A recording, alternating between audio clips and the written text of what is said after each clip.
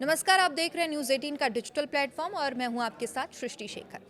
तो मध्य पूर्व में तनाव लगातार बढ़ता जा रहा है। ईरान और अमेरिका के बीच छिड़ा युद्ध अब दूसरे महीने में प्रवेश कर चुका है। हालात हर दिन और जटिल होते जा रहे हैं। अमेरिका के राष्ट्रपति डोनाल्ड ट्रंप ने संकेत दिया है कि अमेरिकी सेना जल्द ही ईरान से बाहर निकल सकती है। उन्होंने कहा है कि अगले 2 से 3 हफ्तों में सैनिकों की वापसी संभव है। लेकिन सवाल ये उठता है कि क्या ये युद्ध खत्म होने की शुरुआत है या सिर्फ एक रणनीतिक बयान है, क्योंकि जमीन पर हालात अभी भी बेहद तनावपूर्ण बने हुए हैं। तो देखिए, ईरान के राष्ट्रपति मसूद पजेश्कियन ने कहा कि अगर ये गारंटी दी जाए कि भविष्य में ईरान पर दोबारा हमला नहीं होगा, तो उनका देश युद्ध खत्म करने के लिए तैयार है। अब इस बयान को कई विश्लेषक शांति की दिशा में एक संकेत मान रहे हैं। हालांकि अभी तक किसी औपचारिक युद्ध विराम पर सहमति नहीं बनी है। तो देखिए, इसी बीच लेबनान की राजधानी बेरूत के दक्षिणी इलाकों में सुबह कई जोरदार धमाके भी हुए हैं और धमाकों के बाद इलाके में धुएं के बड़े बड़े गुबार उठने की तस्वीरें भी सामने आई हैं।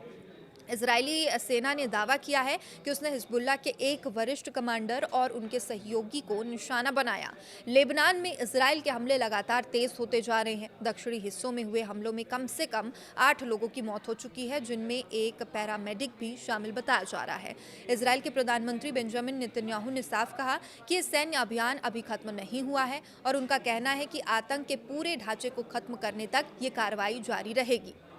तो देखिए, उधर ईरान की राजधानी तेहरान में भी कई धमाकों की खबर सामने आई। स्थिति को देखते हुए वहां पर एयर डिफेंस सिस्टम सक्रिय किया गया है और इन घटनाओं के बाद पूरे मध्य पूर्व में तनाव और बढ़ गया है।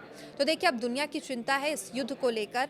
दुनिया चिंतित है। कैथोलिक चर्च के प्रमुख ने उम्मीद जताई है कि जल्द ही शांति का रास्ता निकलेगा और हिंसा कम होगी। और कई अंतर्राष्ट्रीय संगठनों ने भी चेतावनी दी है कि अगर ये संघर्ष जल्द रुका नहीं तो बड़ा मानवीय संकट पैदा हो सकता है। इसके साथ साथ वैश्विक अर्थव्यवस्था पर भी इसका गहरा असर पड़ सकता है।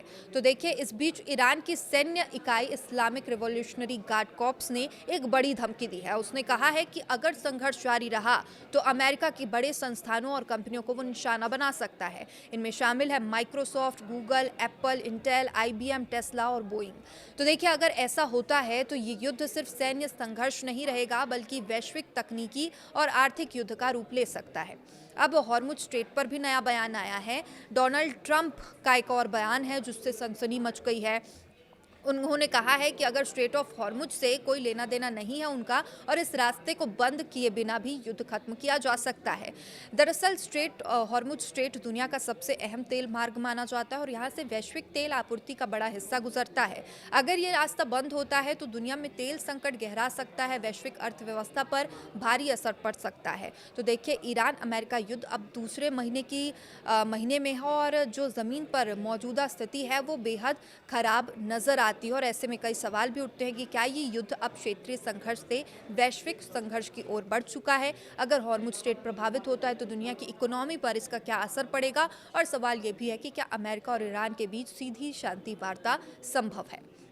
फिलहाल मध्य पूर्व का ये संघर्ष सिर्फ ईरान और अमेरिका तक सीमित नहीं रहा है।